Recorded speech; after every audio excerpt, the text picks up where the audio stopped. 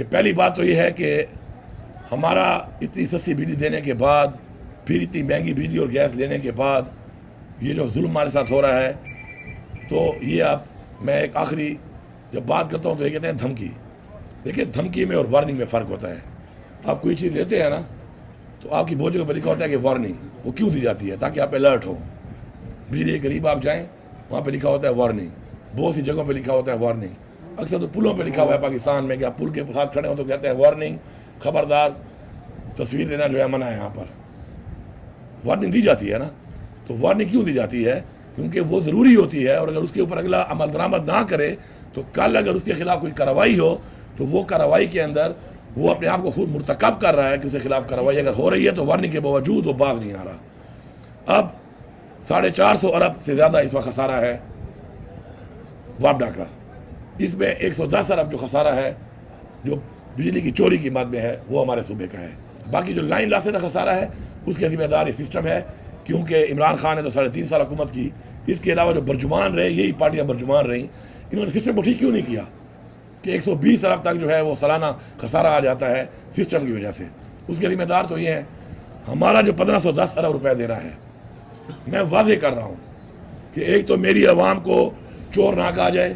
ہاں، مجبور ہے میری عوام مرجر کی وجہ سے، حالات کی وجہ سے، لا اینڈ آرڈر کی وجہ سے، اور لگاتار جو صوبے کے حالات چل رہے ہیں روزگار نہ ہونے کی وجہ سے مجبور ہے.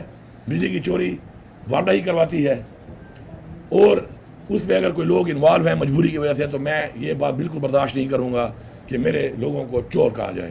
ہم اس میں کام کریں گے، لوگوں کو اعتماد میں لیں گے. پہلے اعتماد میں لینے کے بعد، کیونکہ ہمارے لاکھوں لوگ جو ہے ہمارے صوبے میں مرجر کے بعد اور آپریشن کے بعد شفٹ ہوئے ہیں، تو ان کو پہلے ہی اتنے مسائل، نہ گھر، نہ کچھ، نہ روزگار، اوپر سے اتنا بوجھ، بجلی کا اتنا مہنگا بل تو کوئی برداشت نہیں کر سکتا.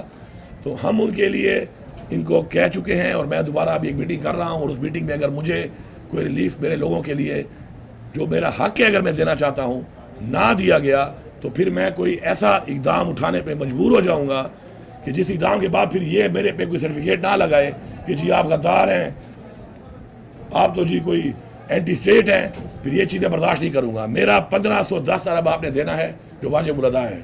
میرا 110 ارب روپیہ ہے. یہ ایک سال میں آپ میرا 110 ارب روپیہ میرا پیسوں سے کاٹ لیں. تب تک میں اپنے سسٹم کو بھی ٹھیک کرتا ہوں، لوگوں کو آن بورڈ کرتا ہوں، میٹر سسٹم ٹھیک کرتا ہوں، فیڈروں پہ کام کر کے حالات کو ٹھیک کر کے لوگوں کو اعتماد میں لے کر ان کے میٹر لگواتا ہوں. اور ایک سال تک آپ میرے پیسے کاٹ لیں. آپ کا پیسوں سے مطلب ہے نا، میں اپنے لوگوں کو ریلیف دے رہا ہوں جب، تو آپ کو کیا تکلیف ہے؟ تو آپ کو یہ بات ماننی پڑے گی. میں اس طرح کی لوڈ شیڈنگ برداشت نہیں کروں گا. پھر اگر میرے لوگ لوڈ شیڈنگ برداشت کریں گے پھر اور یہ ظلم برداشت کریں گے اور اپنا حق اور اپنا پیسہ جو میں دینا چاہتا ہوں، میں ان کا نمائندہ ہوں اس وقت، اور آپ اس میں بھی کٹوتی کر کے اگر پھر ریلیف نہیں دیتے تو پھر آپ کر رہے ہیں ذاتیات، پھر آپ کر رہے ہیں وکٹمائزیشن. وہ میں نہیں چھوڑوں گا.